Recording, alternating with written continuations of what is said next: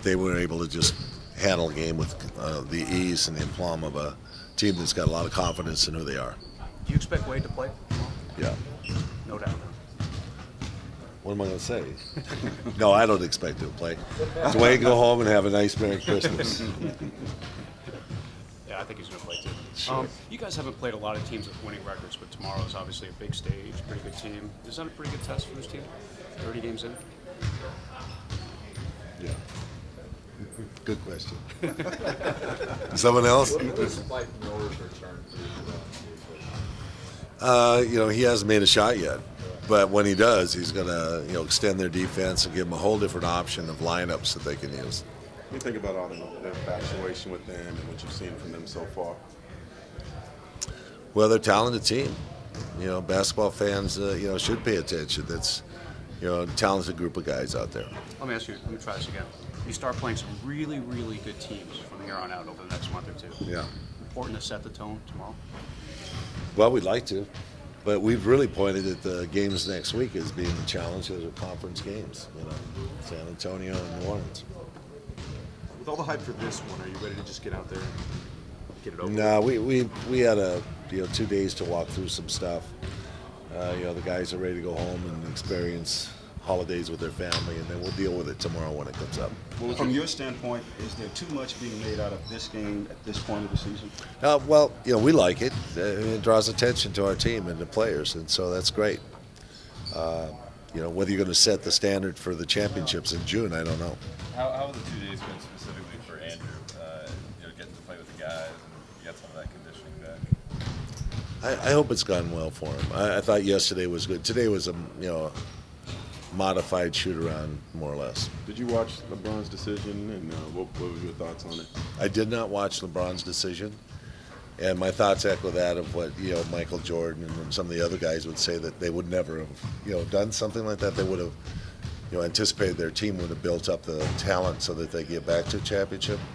So I think that's kind of what everybody expected is, not too many players that have gone to the finals like Cleveland did, 3 years ago, would lose a player that has been there. They'd want to, redeem that opportunity or whatever. But that's his choice, and we'll all live with it. So you were surprised?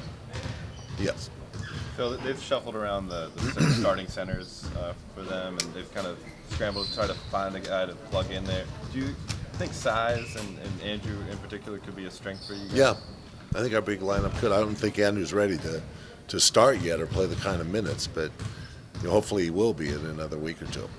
Phil, will you watch any of the other games on Christmas? Because you don't like it, you'll intentionally boycott it and not turn on the TV.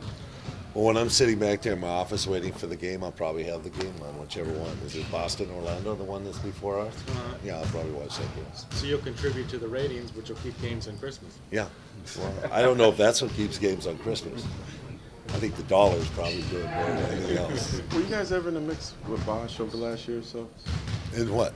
As far as a trade No, or trying no, to trade? I know there was no. a lot of talk about that. Never approached me. That talk never got to my level. You remarked recently about when, as far as Andrew coming back to the lineup, that you need to see more of a balance in his step. What are you measuring as far as just his acclimation back and whether he's ready, whenever he's ready? Andrew has a special feature as a big guy. He's got the ability to multiple jump. We call it, second jump is almost as good as the first one. That's a big difference for a big guy when he can, go up, maybe get the rebound, go back up and jam the ball, or, go up and try and, knock down a pass and then go back up and block a shot. That's the secondary jump or the secondary act there is still, something we're looking at Andrew to be able to do as he comes back. Coach, with all the things that are going on at this time of the year, with the big game and Christmas and things like that, do you have to remind your team a little bit more about concentration? No, I really did. They were very focused today, and they got themselves in. You can tell, you can read it. So I didn't have to remind them. I think the anticipation for this game is bigger than when Shaq came back.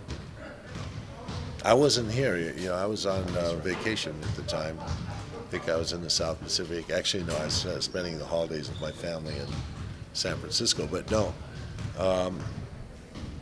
I think there's a lot of anticipation when Shaq came back because it was just the energy of the personalities that were involved in it. So I think that was big.